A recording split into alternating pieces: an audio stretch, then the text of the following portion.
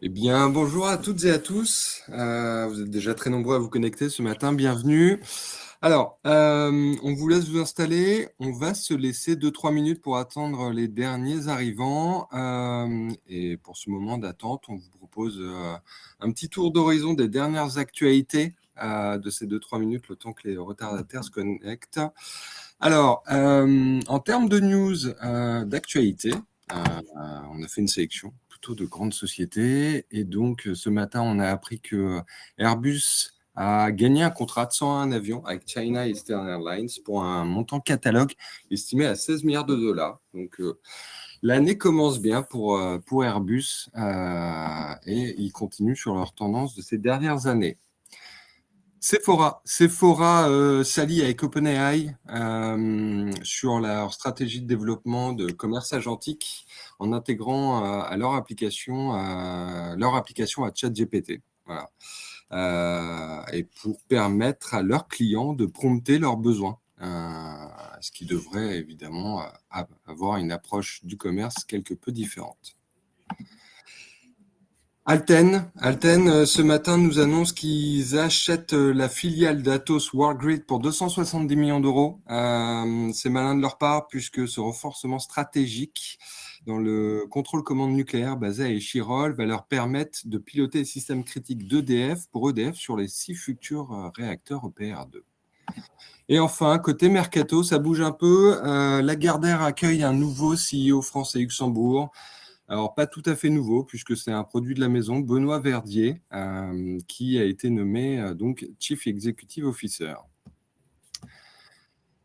Le groupe Carrefour accueille un nouveau CTO, Chief Technology Officer, Mehdi Labassi, qui est un produit de la maison et également passé par Orange, qui a été nommé ce mois également. Et enfin, on va terminer avec GL Tech Caring. GL donc accueille un nouveau directeur général adjoint, Sylvain Béchet. Sylvain a fait quasiment toute sa carrière dans le groupe. Il sera sous la responsabilité directe d'Olivier Ginon, le PDG. Et donc, depuis effectivement toutes ces années, il connaît bien la maison et ça devrait plutôt bien se passer. Et enfin, on termine avec Caring. Ça bouge, évidemment, l'arrivée de Luca Di Meo. Pierre Oulès, nommé directeur digital IA et IT. Il sera en charge de renforcer la stratégie digitale du groupe et d'accélérer la transformation de son architecture technologique. Sans surprise, c'est un produit Renault. Il a fait une bonne partie de sa carrière, donc il suit Luca Di Meo. Voilà pour ces quelques news. Ce qu'on vous propose, c'est peut-être de démarrer déjà par l'orga. Le chat est à vous, donc n'hésitez pas à poser toutes vos questions et on gardera quelques minutes à la fin pour y répondre. Alors, pour ceux qui nous découvrent, nomination, nous sommes, je vais démarrer par cette présentation. Nomination est le premier producteur de data B2B en France. Depuis 24 ans, on a une maîtrise de la chaîne de valeur de la donnée de A à Z, ce qui nous permet aujourd'hui de proposer une donnée différente, premium et conforme, représenté notamment par les carnets de nomination tous les jours écrits par nos équipes dans les Échos et chaque semaine dans le Challenge. Et cette donnée, elle sert à quoi? Elle sert évidemment à générer des leads et ça sera le sujet du jour. On va donc essayer de comprendre ensemble et on va décortiquer la campagne qui a remporté le prix du meilleur dispositif de génération de leads au Cadre du digital. J'ai donc avec moi Pierre-Édouard Roussel et François Herrera. François, je te laisse te présenter et puis on passera la parole à Pierre-Édouard.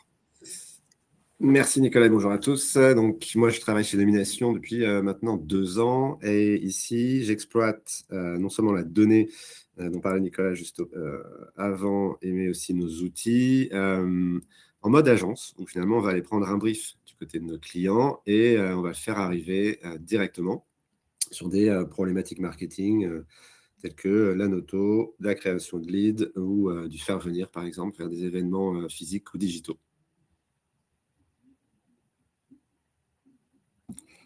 Pierre-Édouard, je te laisse te présenter. Ouais, bonjour à tous. Moi, je suis Pierre-Edouard Rousset, je travaille donc chez Axis Communication et donc on a eu le plaisir de travailler avec Nomination sur la campagne.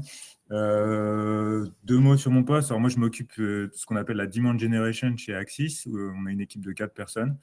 Un commercial SDR intégré, une spécialiste du digital et 2 personnes, on va dire, qui sont spécialistes des segments, donc des marchés des différentes industries. Donc ça, sur l'Europe du Sud. L'Europe du Sud, c'est le Portugal, l'Espagne, la France et l'Italie. Voilà. En 2 mots sur moi et sur Axis. Je vais présenter aussi quelques chiffres du groupe. Tout le monde ne connaît pas Axis, on est vraiment dans le B2B, donc ce n'est pas forcément hyper connu pour les gens qui sont en dehors de notre métier.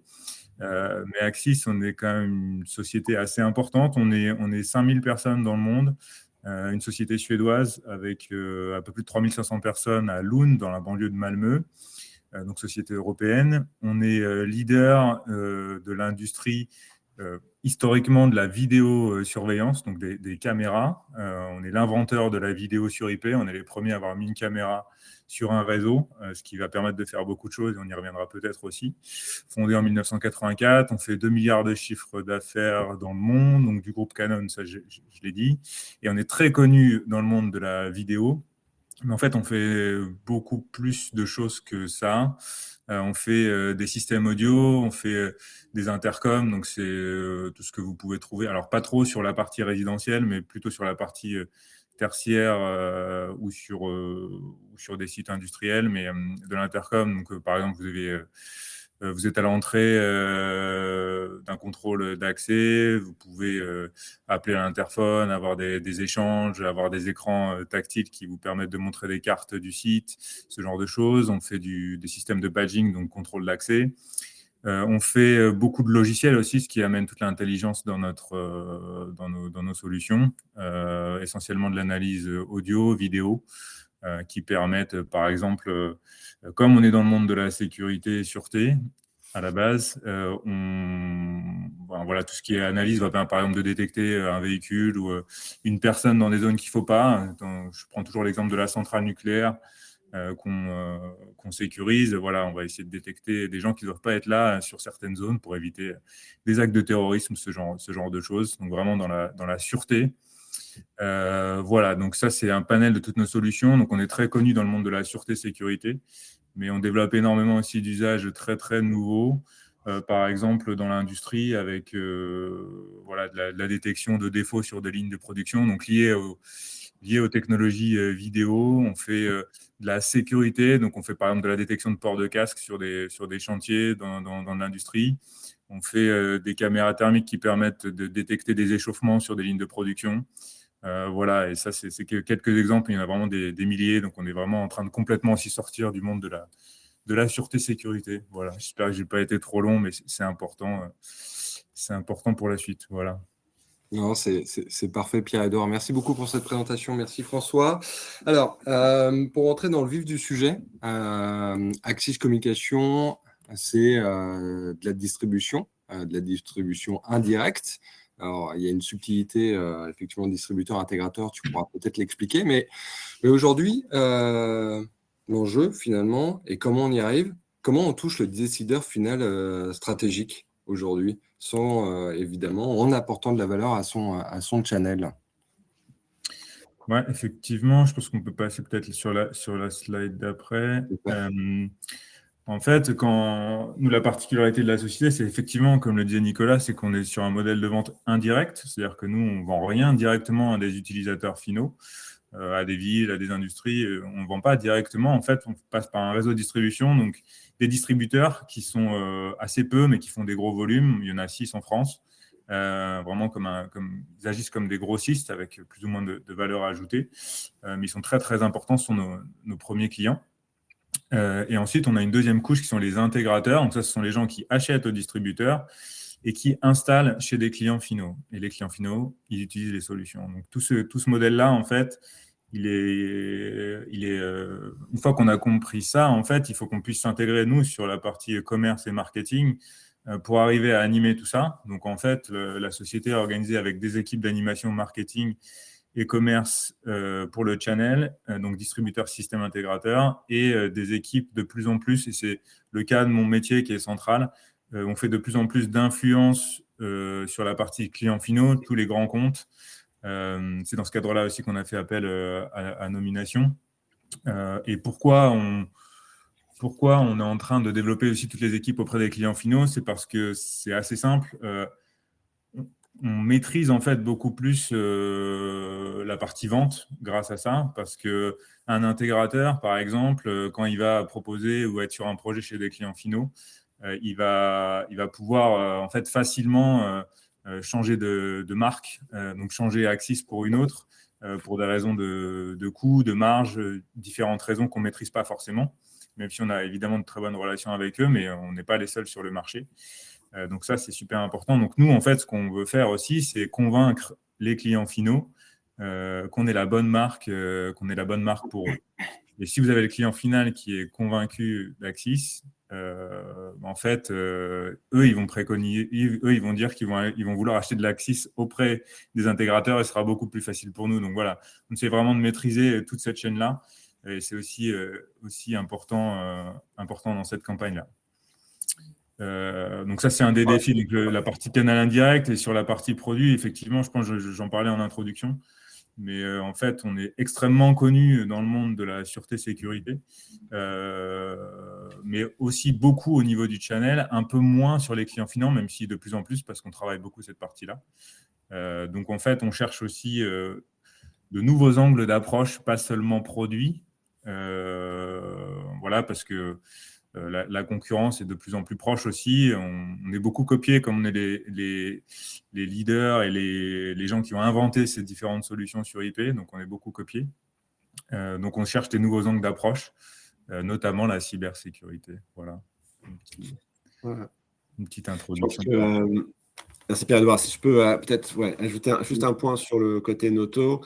Je pense que c'était un super challenge pour nous, justement, de pouvoir aider à ce que la notoriété, on puisse s'en servir comme point d'entrée en passant donc plutôt par le terrain ou les métiers, en quelque sorte, pour essayer de remonter et gagner en visibilité vers le haut. Et c'est un point, peut-être Nico, si tu veux switcher sur la slide d'après, mais pour en quelque sorte présenter l'approche qu'on a pu déployer ensemble sur le sujet. On a évidemment va commencer par essayer de comprendre un petit peu mieux tout ce que faisaient Pierre-Edouard et les équipes chez Axis. Donc ça va passer par un petit moment d'acculturation avec pas mal d'échanges, des ateliers avec des rédactrices aussi pour faciliter ce travail. Assez vite, il y a des éléments qui sont apparus et Pierre-Edouard commençait à en parler tout à l'heure, mais sur ne serait-ce que la différence entre sûreté et sécurité, par exemple. Une fois sur deux, je me trompe encore, mais je crois que la sûreté est bel et bien s'assurer que les actes de malveillance ne peuvent pas arriver dans des zones sensibles ou importantes. Je vois Pierre-Edouard qui hoche la tête, ça me rassure. J'ai bon. Et ça paraît comme ça une blague, mais c'est vrai que, en fait, pour nous, aller rechercher le bon vocabulaire, la bonne façon de s'exprimer, à la fois du côté des équipes marketing ou marque chez Axis, mais aussi du côté des commerciaux. Parce que il y a bien évidemment une force commerciale qui est destinée aux clients finaux aussi chez Axis. Et vraiment, on a fait remonter toutes ces informations-là. On a construit à partir de là une meilleure compréhension, une grille de lecture sur des problématiques de leurs clients existants ou leurs prospects. Et puis, on est allé construire, ce qui est hyper important pour nous dans ce type de dispositif, des audiences, et des audiences qui soient à la fois cohérentes et homogènes, parce qu'on veut s'assurer qu'on va aller amener le bon message à la bonne personne et de la bonne façon.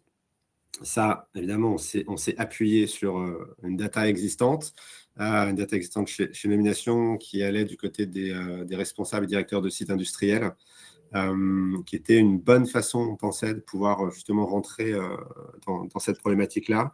Et puis, on est allé en construire une autre sur mesure du côté justement des responsables et directeurs sûreté, où on a construit, donc on est allé avec notre équipe data et enquête, construire 1200 prospects de cette nature-là, parce que ce qu'on souhaitait vraiment, c'était pouvoir déployer un dispositif qui allait amener deux types de messages différents pour deux problématiques différentes et aller finalement provoquer le plus de retours spontanés possible. Donc le premier élément, une fois qu'on avait un peu mieux, voilà, c'est immersé un petit peu dans les problématiques, on a créé ces audiences, on s'est appuyé ensuite sur des dispositifs qui mettaient en avant un point d'entrée, alors qui est pas le plus évident finalement hein, pour une compréhension produit au départ, mais qui était une directive européenne sur la cybersécurité. Parce que comme Pierre-Edouard l'a dit, en fait, les caméras sont connectées sur Internet, en tout cas connectées du moins en réseau, et donc finalement peuvent aussi devenir un point faible dans un système de sécurité informatique. Donc en s'appuyant sur ce thème assez fort, qui permet d'aller jouer sur des leviers psychologiques assez importants, qui soient de peur, par exemple, ou en tout cas de crainte de soit pas être en réglementation, soit créer des problématiques de sécurité, mais aussi qui nous permettaient de mettre en avant des preuves sociales, parce que justement, il y a une réelle expertise du côté d'Axis que d'autres concurrents, entre autres, n'ont pas, justement. Donc un beau point d'entrée dans ces démarches, des suites de prise de contact incarnées, c'est-à-dire que ici, c'est vraiment pas la marque qui va aller s'exprimer, mais un expert de chez Axis qui va aller parler à une autre personne. Et en l'occurrence, on a assez rapidement identifié Dominique. Alors Dominique qui était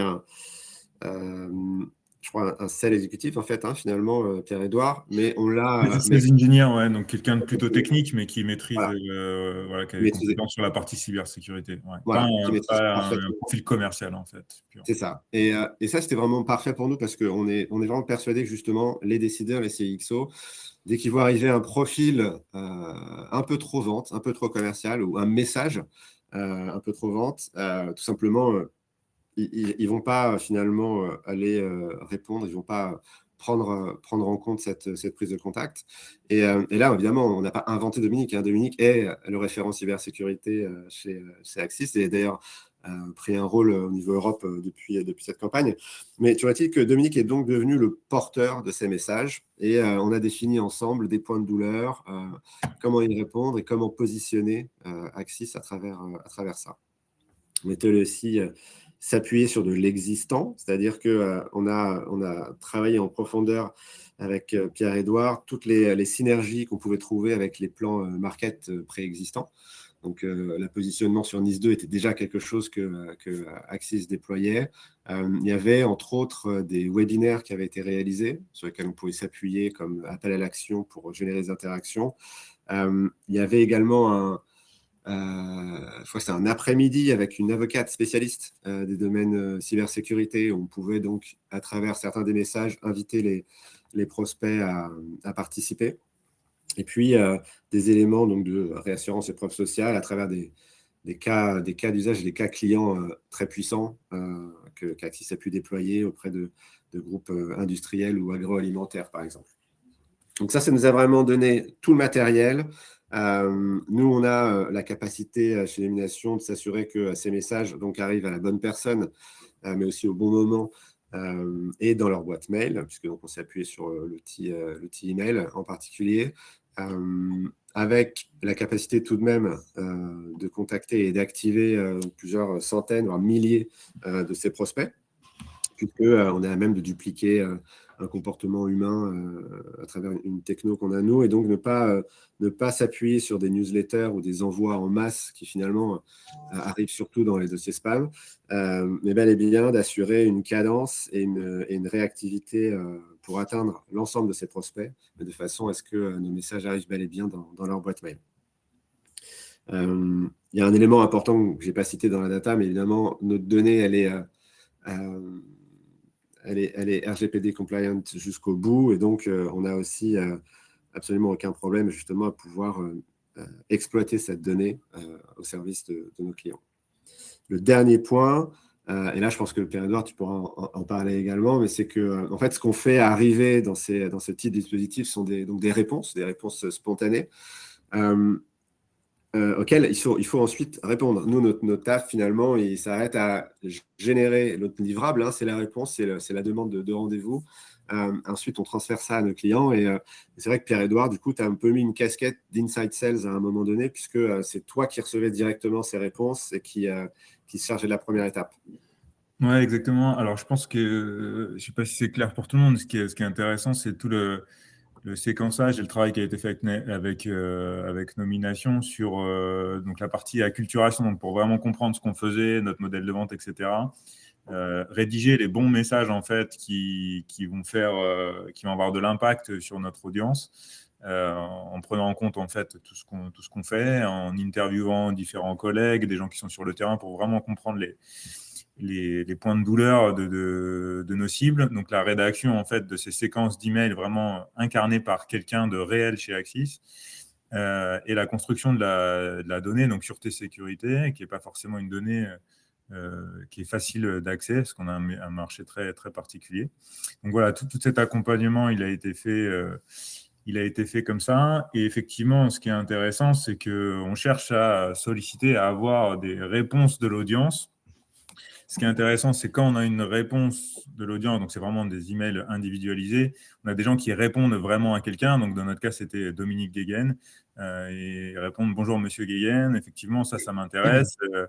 Je voudrais aller plus loin, j'ai des questions, ou ça m'intéresse de recevoir le webinar sur le sujet, ou je veux prendre rendez-vous directement parce que ça m'intéresse d'avoir une session dédiée. Donc voilà le type de retour qu'on a eu, qui était vraiment intéressant, et avec comme il y avait 4 emails, en fait, il y a des angles différents. Il y avait êtes-vous au courant de ces nouvelles directives sur la cybersécurité qui arrivent? Il y en a un, c'était un cas client. Il y en a un, c'était une invitation dans notre Experience Center. Donc, c'est ce qu'on appelle plus vulgairement un showroom, mais voilà, c'est vraiment un endroit où on peut vivre les solutions et les démos d'Axis. Donc, on a des gens qui nous ont demandé aussi directement à pouvoir venir visiter l'Experience Center. Donc, voilà, c'était vraiment très, très intéressant, concret et personnalisé. Donc, la partie Inside Sales, oui, parce que en fait,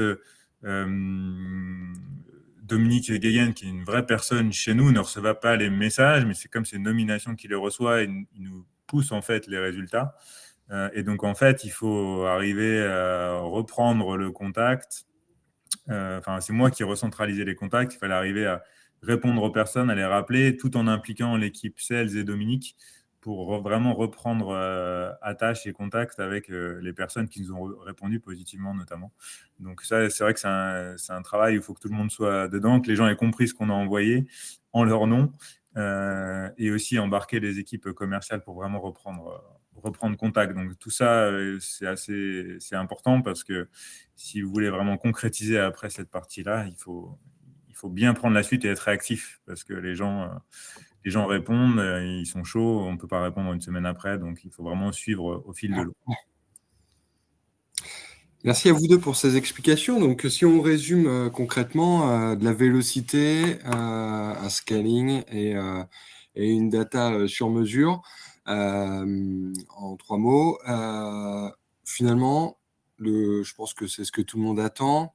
Quel résultat, qu'est-ce que vous avez obtenu suite à cette campagne? Ouais. Et je crois qu'il y a une question en chat, alors je ne sais pas si vous voulez prendre à la Vous voulez fin, prendre juste après, mais ouais, ou tu veux la prendre maintenant? je ne sais pas si c'était pour moi ou plutôt pour François, mais c'est la partie contacter Ouais, au bon au bon moment. au Je peux moment. apporter aussi un élément de réponse. Alors, ce qu'il faut Allons-y. savoir, c'est que le dispositif qu'on a créé avec Nomination, en fait, il s'inscrit, et je crois que François en a parlé un petit peu, il s'inscrit vraiment dans nous, tout un travail de communication qu'on a fait en amont. Ce n'est pas vraiment une activité isolée. Nous, ça faisait 1 an, donc ce dispositif, on l'a mis en place l'année dernière.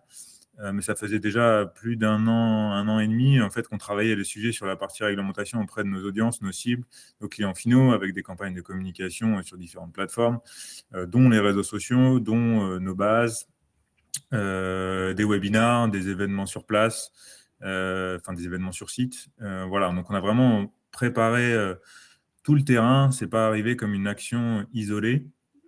Et en fait, je dirais au bon moment aussi, parce que en fait, il y a dans la mise en place des réglementations européennes, en fait, il y a des moments chauds avec des dates clés où vous avez le gouvernement qui en parle. Je ne sais pas si vous avez entendu parler des directives NIS 2. Ça ne concerne pas que nous, mais énormément d'entités. En gros, l'idée, c'est de d'élever le niveau de cybersécurité en France, mais aussi en Europe, sur différentes entités critiques, les administrations publiques. Voilà, on entend beaucoup parler de cyberattaques aujourd'hui. Nous, on est concernés parce qu'on ne souhaite pas que le système de sûreté-sécurité qui est clé sur des sites critiques soit hacké. Donc, ce sont des sujets chauds en ce moment. Donc, ça parle aux audiences, les gens se posent des questions. Quand arrive la réglementation, en quoi je suis concerné, nous, dans notre domaine, donc sur les systèmes de sûreté-sécurité, qu'est-ce qu'il faut mettre en place pour commencer à anticiper. Voilà, donc en fait, on s'est inscrit aussi dans l'actualité. C'est aussi ça le bon moment. Il y a à la fois le travail en amont sur un an et demi où on communique là-dessus pour apporter de l'expertise. Mais c'est aussi, si on peut raccrocher à des sujets d'actualité, c'est aussi un bon rebond et un bon moyen de faire du bruit. Ouais, je pense que ouais, c'est tout à fait juste. Conscient du temps, parce qu'il est déjà On va répondre 9h56. Vas-y. Peut-être juste faire un récap sur ouais, effectivement les résultats obtenus qui sont quand même voilà, qui justifient également hein, donc ce prix et c'était hyper intéressant pour nous de voir donc tout ce qu'on pouvait réaliser. Je pense que non seulement en termes de génération de leads, à savoir le nombre de comptes cibles avec lesquels on a réussi à rentrer en contact avec ces fameuses réponses, donc ces retours positifs, des rendez-vous commerciaux directement. Et il faut savoir que là, donc, on est sur l'échelle de moins d'un trimestre. Hein, donc, c'est quand on pense au temps qu'il faut pour avoir les rendez-vous et générer des opportunités, c'est à nouveau hyper intéressant de voir que plus de 10 ont déjà pu être réalisés pendant la campagne initiale. L'Experience Center dont parlait Pierre-Edouard tout à l'heure, qui permettait aux prospects d'aller voir par eux-mêmes justement toutes les possibilités innovantes et les rencontres avec les commerciaux, ont été aussi fait de la partie. Et puis, ce succès a aussi fait que il se répète dans la mesure où là, on est en phase 2 sur une autre campagne autour de nouveaux cas d'usage. On va aller adresser un public un petit peu différent autour de l'excellence opérationnelle, par exemple. Donc, toujours très pointu. Une audience un peu niche, mais qu'on va aller activer avec des messages qui sont pertinents et avec de beaux résultats encore au niveau des rendez-vous. On est en train d'étudier aussi potentiellement une extension vers d'autres pays d'Europe du Sud, sachant que les réglementations de prise de contact autour du B2B et des RGPD, la façon dont c'est implémenté change un peu. Donc, par exemple, pour l'Italie, on considère davantage LinkedIn comme canal prioritaire que l'email, parce que c'est plus facile de faire comme ça. En tout cas, c'est plus compatible avec les façons de faire. Il y a plein de questions auxquelles j'ai peur qu'on n'ait pas l'occasion de répondre complètement. On va les prendre au fur et à mesure. Merci Pierre-Edouard d'avoir répondu à David. Maëva, est-ce pertinent pour une PME avec une plus faible notoriété? François, qu'est-ce que tu en penses? Ça marche, bien sûr. Oui, ça marche. C'est vrai que Axis, c'est un petit peu un monstre hein, sur son domaine d'activité. Mais la notoriété aide, même si elle était produit. Pour une PME, c'est justement très, très à propos ce dispositif, dans la mesure où ce n'est pas une approche chartée. L'expertise, elle s'exprime quand même à travers l'incarnation de ce type de dispositif. Et de la même façon qu'on ne vendra jamais à une marque, mais bel et bien à un décideur, c'est justement en ayant des messages qui vont aller parler d'humain à humain ou d'expert à expert que ça peut marcher. On l'a fait fonctionner pour des cabinets de conseil, par exemple. On l'a fait fonctionner pour des éditeurs de logiciels. On l'a fait fonctionner pour des acteurs de la robotique et de la tech également. Donc, ouais, ça fonctionne pour des entreprises de plus petite taille. Ouais, tout à fait. Merci François. Alors, je vois que Delphine, les 11 rencontres commerciales ont été gérées en combien de temps à l'échelle d'un trimestre? Un peu plus long. François, Pierre-Edouard. Moins, plus rapide, hein, du coup, puisque c'était en 2 mois, un peu plus de 2 mois. Ouais. En 2 mois, donc merci François. Alors ça, c'est effectivement intéressant. Je pense que c'est un peu vous deux. Alors oui, on va déborder un tout petit peu, mais la question de David est pertinente. Quels sont les critères de choix de contact? Alors nous, effectivement, on cherchait les fonctions chez les clients finaux qui utilisent nos solutions, mais aussi de plus en plus, nous, on essaie d'adresser les profils IT sur ces sujets-là. Parce que là, on parlait de cybersécurité. Donc, en fait, c'est intéressant comme question parce qu'on cherche, nous, maintenant, à toucher différentes cibles au sein des mêmes sociétés. D'ailleurs, dans la séquence, alors là, on n'avait pas l'IT, on avait les responsables sûreté sécurité qui sont les utilisateurs de nos produits, mais avec vraiment plutôt un haut niveau hiérarchique. Donc, on ne parle pas produit, on ne parle pas solution, en fait, on parle plus de problématiques à haut niveau. Et on avait aussi dans la séquence des responsables de site, mais on aurait très bien pu avoir l'IT, des responsables de site qui sont responsables de la résilience d'un site et qui peuvent être impliqués, notamment avec la réglementation NIS2, s'il y a des attaques et si le site en pâtit et qu'il n'y a rien qui a été mis en place, en fait. Donc, dans la séquence, on a adressé les deux profils, donc c'est possible. Voilà. Merci Pierre-Edouard. François, est-ce que tu veux ajouter un mot avant qu'on résume en 3 points clés rapidement les... Ouais, juste super rapidement par rapport au choix des bons contacts. Je pense que Pierre-Edouard, c'est très juste, effectivement, ta réponse. Le métier, le niveau hiérarchique est important aussi, en fonction de ce qu'on essaie de faire générer. La capacité à aller justement activer des séquences en simultané auprès de différentes BU au sein d'un même prospect, d'une même entreprise prospect, génère beaucoup de résultats également. Et je rebondis juste super rapidement sur la question du bon moment de tout à l'heure. On a aussi à notre disposition, grâce à notre data, en fait, des signaux, donc des signaux d'affaires ou des signaux de projet, des signaux de changement de poste sur lesquels on peut s'appuyer, parce que ça aussi, ça va aller augmenter finalement la propension de succès et de résonance de nos messages par rapport à des problématiques spécifiques. Merci pour ce point de détail, François. On résume en 3 points clés les éléments. Donc, très rapide, donc, pilier du succès, on l'a compris, la data, sa qualité, le fait entre autres que, puisqu'on est certain de la qualité, on n'a pas à aller finalement chercher la validation de la donnée à travers des formulaires ou des très longs formulaires pour donner accès à du contenu. Ici, on est l'étape d'après, hein. Donc c'est pareil, on gagne en efficacité. Et le fait qu'on soit RGPD compliant permet de correspondre à des besoins et français et internationaux. On le voit, les Suédois ne sont pas les plus faciles au niveau légaux, par exemple, en tout cas pas les plus permissifs. Donc, c'est une belle démonstration à travers Axis de la qualité de cette donnée. La techno, pourquoi c'est important aussi? C'est pour s'assurer de la délivrabilité. On est sur à peu près 99-98% de délivrabilité sur nos dispositifs. Et ça, c'est important parce que ça veut dire que non seulement on sait à qui on va s'adresser, mais qu'on sait aussi que le message leur arrive correctement. Et puis l'écriture, on quitte un peu le discours produit, on laisse un peu le discours produit derrière. On s'oriente vers un copywriting d'influence qui est scénarisé avec plusieurs prises de contact. Et à nouveau, on est dans le partage de valeur plutôt que dans la vente. Et c'est vraiment ces 3 briques-là qui vont faire que le succès est au rendez-vous. Merci François, merci Pierre-Edouard. Donc, merci à vous toutes et à vous tous d'avoir participé pour ce premier numéro d'un webinaire un peu express. Ce fut un échange de qualité. Ce que je vous propose, c'est, alors David, entendu, on va remonter l'information à nomination, donc vous allez être contacté rapidement, mais si vous avez la moindre question, n'hésitez pas à laisser vos coordonnées sur ce lien. Je pense que tout est clair. On va vous souhaiter une excellente journée et on vous remercie encore pour votre participation. À très bientôt. Merci à tous. Merci à tous. Au revoir. Merci Nicolas. Merci.